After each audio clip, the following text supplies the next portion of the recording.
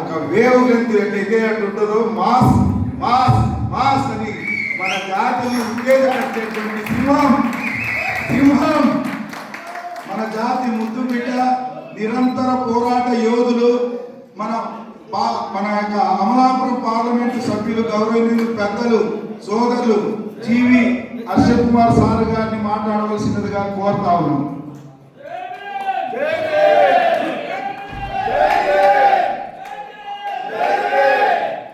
సభాధ్యక్షులు సోదరులు ఎంతో ప్రయాసాలకు వచ్చి ఈ మీటింగ్ జరుగుతున్నటువంటి సంగటి మనోహర్ గారికి, అలాగే కర్నూలు నుంచి వచ్చిన అడ్వకేట్ హైకోర్టు అడ్వకేట్ జయరాజ్ గారికి, పూర్వగా ఎంఆర్పిఎస్ రాష్ట్ర అధ్యక్షులు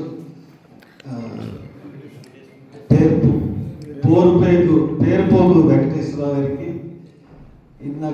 ఇంకా చాలామంది చిన్నారాయణ గారికి, ఇక్కడ ఉన్న సోదరులందరికీ కూడా, ఇద్దరు మహిళా వాళ్ళు వచ్చారు, వాళ్ళకి కూడా నమస్కారాలు తెలియజేస్తూ, ఈ రోజున అద్భుతమైన మీటింగ్, కావాల్సిన మీటింగ్, సమాజానికి ఏమి అవసరము, సమాజం దేని గురించి బాధపడుతుందో, సమాజంలో ఉన్న ప్రతి ఒక్కరు, ముఖ్యంగా నిమ్న జాతులు దళిత జాతులు దేని గురించి అయితే ఆలోచన చేస్తున్నాయో దాని గురించి అద్భుతమైన మీటింగ్ పెట్టిన సంగటి మనోహర్ గారికి నా హృదయపూర్వక శుభాకాంక్షలు, ధన్యవాదాలు.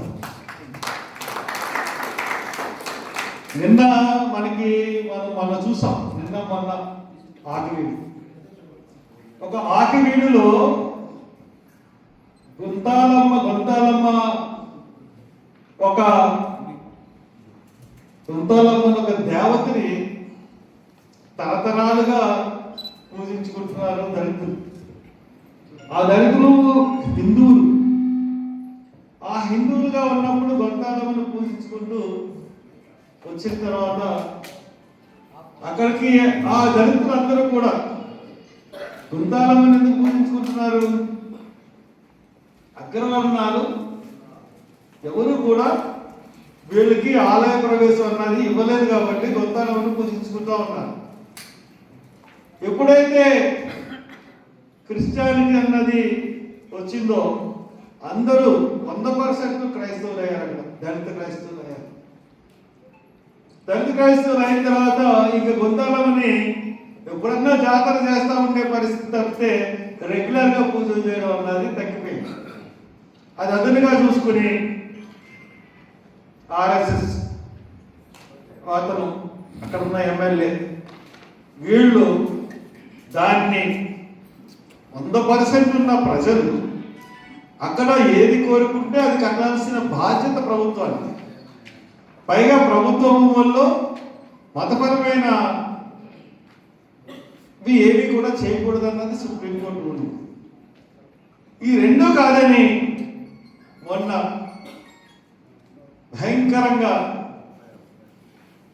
రామాలయం శ్రీరామనవమి రోజున వచ్చి దాడి జరగకపోయినా అతని మీద దాడి జరిగిందని చెప్పి అక్కడ చిన్న ఘర్షణని పెద్ద ఘర్షణగా చూపించి 57 మంది మీద అటెంప్ట్ మర్డర్ కేసులు పెట్టి ఆ ప్రాంతాలంతా భయభ్రాంతులు చేసి, అంటే ఈ సమాజంలో మీ పరిస్థితిది, మీరు తిరగబడ్డారంటే మీ మీద కేసులు పెడతాం, పోలీసులతో మిమ్మల్ని కొట్టిస్తామనే ఒక సందేశాన్ని ఆ వీళ్ళు ఇచ్చారు. ఈ రోజున ఈ కడపలో పేటలో ఈ రోజున అక్కడ చౌరస్తాకి టిప్పు సుల్తాన్ సర్కిల్ నామకరణ చేస్తామని చెప్పి ముఖ్యమంత్రి ప్రకటించి కౌన్సిల్లో తీర్మానం అయిన తర్వాత ఈ రోజున అక్కడికి వెళ్ళి, అది వాళ్ళ ప్రాంతం 95% ముస్లింలు ఉన్నారని తెలిసి కూడా ఇప్పుడు ఆంజనేయ సెంటర్ అని చెప్పేసి పెట్టడం, హనుమాన్ సెంటర్ అని చెప్పేసి పెట్టడానికి ప్రయత్నించి అక్కడ మత ఘర్షణకి కారకులు అయ్యారంటే ఈ ఆర్ఎస్ఎస్ ఈ సంఘ పరివార్, విహెచ్పి, వీళ్ళందరూ ఈ రాష్ట్రంలో, ప్రశాంతంగా ఉన్న రాష్ట్రంలో గొడవలు సృష్టించడానికి పూనుకున్నారన్నది స్పష్టంగా మనకు కనబడతా ఉంది. చాలా స్పష్టంగా మనకి కనబడతా ఉంది. ఎందువల్లంటే చాలా క్లియర్గా మనకి కనబడతా ఉంది.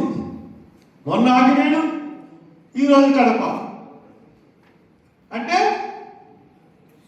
ఒక హిందూ మతాన్ని ఈ ఆంధ్రప్రదేశ్లోకి రప్పించి కలిసిమెలిసి సోదరభావంతో ఉన్నటువంటి సోదరులు విడదీసి హిందూ మతం ద్వారా మెజారిటీ హిందువులన్నా ఉన్నారన్న ఉద్దేశంతో ఇదే రాష్ట్రాన్ని కూడా ఉత్తరప్రదేశ్ లాగా చెయ్యాలని కంకణం కట్టుకుంది బీజేపీ. దీన్ని మనం ఒక కంట్రీతో చూస్తూనే ఉండాలి. దీన్ని ఎట్టి పరిస్థితుల్లోనూ మనం అడ్డుకుని తీరాలి. ఇది బాగా మీకు గుర్తుపెట్టుకుని, ఇది ఖచ్చితంగా మనం అడ్డుకోగలం. మీ కుతంత్రాలని అడ్డుకునే రోజులు వచ్చినాయి. ఇంతకు ముందులాగా చైతన్యం లేకుండా లేరు. ఈ రోజున దళిత క్రైస్తవ మూవ్మెంట్ వచ్చిందంటే, దళితులు క్రైస్తవ మతం తీసుకుంటే వాళ్ళకి ఎస్సీ స్టాటస్ పోతుందని సుప్రీంకోర్టు చెప్పినంత మాత్రాన ఎస్సీ స్టాటస్ పోతుందా? ఆ చట్టానికి మార్పులు తీసుకొచ్చడానికే మా యొక్క దళిత సంఘాలన్నీ ఏకమై పోరాటం చేస్తామని చెప్పి మేము తెలియజేస్తా ఉన్నాం. దానికి ప్రణాళిక రచించాం. ఖచ్చితంగా ఈ యొక్క చట్టం 1950 ప్రెసిడెన్షియల్ ఆర్డర్ని ఖచ్చితంగా రద్దుపరచడానికి మేము ఉద్యమం చేయబోతున్నామని చెప్పి ఈ సభాపూర్వకంగా నేను తెలియజేస్తా ఉన్నాను. ఈ రోజున మనం చూస్తా ఉన్నాం భారతదేశ రాజకీయాలు. జోసెఫ్ విజయ్ కులం లేదన్నాడు, నాకు కులం తమిళ అన్నాడు. ఆ జోసెఫ్ ఉన్న కారణంగా ఆ బీజేపీ గవర్నర్, ఆర్ఎస్ఎస్ గవర్నర్ విజయ్ని ముఖ్యమంత్రి అవ్వకుండా అతనుకున్న చిన్న అధికారాలతో రాజ్యాంగంలోని నిబంధనల్ని ఆసరాగా చేసుకుని తనకి డిస్క్రిషన్ పవర్ని, తన డిస్క్రిషన్ పవర్ని వ్యర్థపరుస్తూ అవహేళన చేస్తూ గవర్నర్ వ్యవస్థకే అవహేళన తెచ్చే రీతిలో ఆ గవర్నర్ ప్రవర్తిస్తూ ఉన్నాడు. ఎందుకంటే జోసెఫ్ విజయ్ అన్న ఒకే ఒక కారణం, అతనికి ప్రజల మద్దతు ఉంది. ప్రజలు అతన్ని గెలిపించారు. అతను ఒక రూపాయి కూడా ప్రజలకు ఇవ్వలేదు. మెజారిటీతో అతనికి మెజారిటీ సీట్లు వచ్చినాయి. అటువంటి అతన్ని రానివ్వకూడదని చెప్పేసి ఈ రోజున బీజేపీ కేంద్ర ప్రభుత్వం కుయుక్తులు పన్నుతూ ఉంటుంటే చూస్తూ ఊరుకుంటారా భారత ప్రజలు? మీ బీజేపీకి ఈ జోసెఫ్ విజయ్ వల్లే అంతం పలకబోతున్నారు భారతదేశం. గుర్తుంచుకోండి, మీరు చేసే పనులకి జోసెఫ్ విజయ్ సాక్షిగా మీకు ఖచ్చితంగా అంతం పలకబోతుంది ఈ భారతదేశ ప్రజలు. అలాగే బెంగాల్లో మీరు చేసిన దారుణాలు, దురంగతాలు, ఆ విషయాల్లో కూడా ఖచ్చితంగా మీకు పాఠం చెప్పబోతుంది భారతదేశం. ఎంతకాలం హిందుత్వాన్ని భాష మీద, హిందుత్వ అనే భావన మీద మీరు నెగ్గుతారు?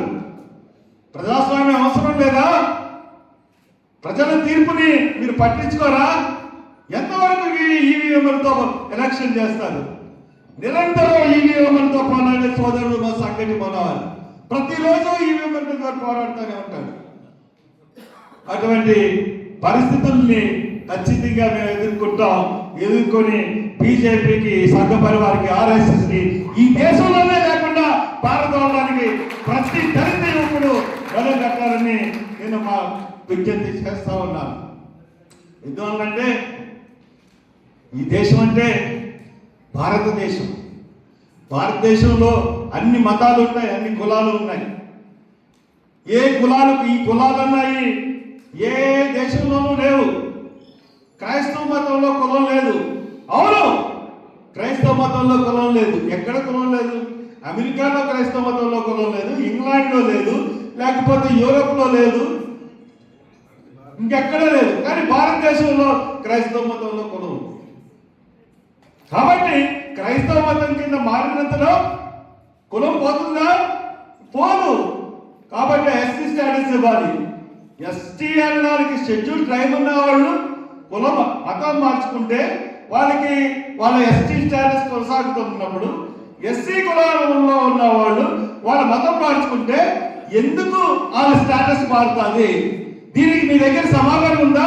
సుప్రీంకోర్టు దగ్గర సమాధానం ఉందా? ఎవరి దగ్గర ఈ భారతదేశంలో సమాధానం ఉందా అని చెప్పి నేను అడుగుతా ఉన్నాను. కాబట్టి మీరు ఆలోచించండి ఈ దేశంలో జరుగుతున్న దురాగతాలు. నేను మొన్న రాజమండ్రిలో బయలుదేరాను 12 గంటలకి. మీరు చెప్తే నమ్మరు, 6:30 కల్లా కర్నూలు వచ్చాను. వచ్చి అక్కడ రామారావు సంజయ్ గారి వర్ధంతి కార్యక్రమంలో పాల్గొన్న తర్వాత ఇంకా నైట్ ఎక్కడికి కదలలేక పడుకుండిపోయాను. పడుకున్న తర్వాత నెక్స్ట్ డే లెగ్స్ వెళ్దాం అనుకుని, ఇంత దూరం వస్తున్నాం, ఒకసారి శ్రీశైలం వెళ్దాం,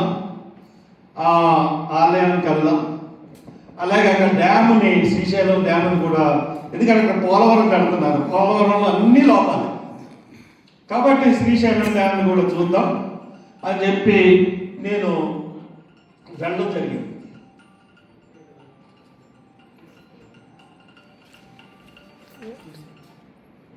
నేను అక్కడ శ్రీశైలం వెళ్ళాను. మరి అక్కడ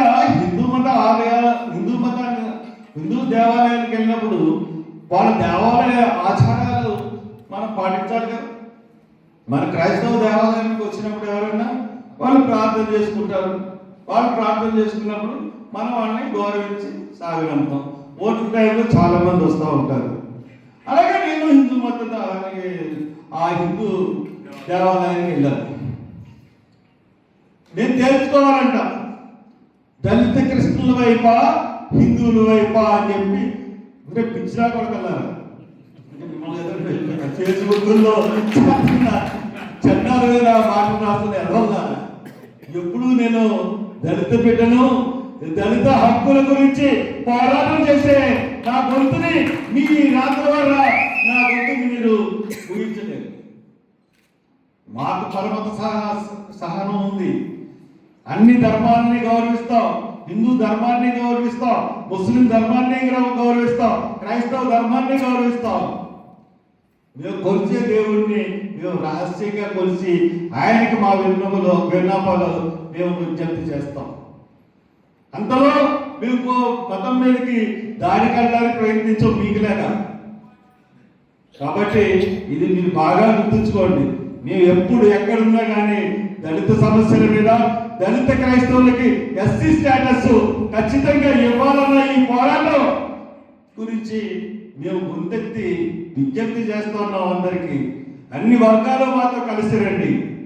మాకు సంఘటితంగా మీ సపోర్టు మాకు ఇచ్చి మా ఉద్యమాన్ని బలపరచండి. ఖచ్చితంగా ఈ రోజున కర్నూలులో ఇదే మీటింగ్ జరిగింది. ఇక్కడ చాలా మంది పాస్టర్లు ఉన్నారు, మరి ఉద్యమ నాయకులు ఉన్నారు. మీరందరికీ చెప్తా ఉన్నారు, రాయలసీమలో ప్రతి పట్టణంలో, ప్రతి నగరంలో కూడా మన యొక్క సంకారం పూరించాలి. కర్నూలులో మీటింగ్ జరిగింది. వాళ్ళకు ఒక రోజున వాళ్ళు మంచి బిగ్ ప్రొసెషన్తో ఈ విషయం మీద మొత్తం పాస్టర్లందరూ, క్రైస్తవులు పాస్టర్లు అందరూ కలిసి ఒక బిగ్ ప్రొసెషన్ నిర్వహించడానికి కోరుకున్నారు. అలాగే గడపలో సోదరుడు ముందుకు వచ్చి పోరాటం చేస్తున్నాడు. సోదరుడికి మద్దతు తెలపండి. అలాగే పాస్టర్లందరూ కూడా, మీ పాస్టర్లందరూ కూడా ఒకరోజు మీటింగ్ వేసుకుని అన్ని చర్చెస్ నుంచి ఏదో ఒక శనివారమో లేకపోతే సోమవారమో మరి 4 గంటల తర్వాత పోలీస్ పర్మిషన్ తీసుకుని ఒక కన్నీ విని ఎరగని రీతిలో ఒక ప్రొసెషన్ ఏర్పాటు చేసి మా హక్కులకి భంగంగా అలిగితే మేము ఊరుకోం. మా దళిత క్రైస్తవుల అందరికీ కూడా ఎస్సీ స్టేటస్ అన్నది ఇవ్వాలి. క్రైస్తవ మతకంలోకి మారిన ప్రతి దళితుడికి కూడా మీరు ఎస్సీ స్టేటస్ ఉండేటట్టుగా మీరు 1950 ఆర్డర్ క్యాన్సిల్ చేయండి అని చెప్పి గొంతెత్తి మీరందరూ కూడా యాజిటేషన్ చేయమని కోరుతూ, మరి చాలా మాట్లాడాలని మిమ్మల్ని చూస్తూ ఉంటే నాకు చాలా, ఎందుకంటే చాలా టైము మీరు విన్నారు, ప్రతి ఓడి మాటలు విన్నారు. అందుకనే కొంచెం క్లుప్తంగానే నేను తెలియజేస్తున్నాను. ఈ యొక్క మీటింగ్ వచ్చినందుకు నాకు చాలా సంతోషంగా ఉంది. మనోహర్ నన్ను చాలా గౌరవించాడు, థ్యాంక్ యూ చెప్తూ, మరి వేదిక మీద పెద్దలందరికీ, అలాగే మే 30న పేరుపోగు వెంకటేశ్వర గారు విజయవాడలో ఇదే సబ్జెక్ట్ మీద చాలా పెద్ద ఎత్తున సభ పెట్టారు. దానికి కూడా నేను హాజరవుతాను. అలాగే వీలున్న వాళ్ళందరూ కూడా దానికి కూడా రమ్మని కోరుతూ, నాకు ఈ అవకాశం ఇచ్చినందుకు మీకు హృదయపూర్వక కృతజ్ఞతలు సెలవు తీసుకుంటాను. జై హింద్. అన్నగారికి చిరు సత్కారం దయచేసి 2 నిమిషాలు మన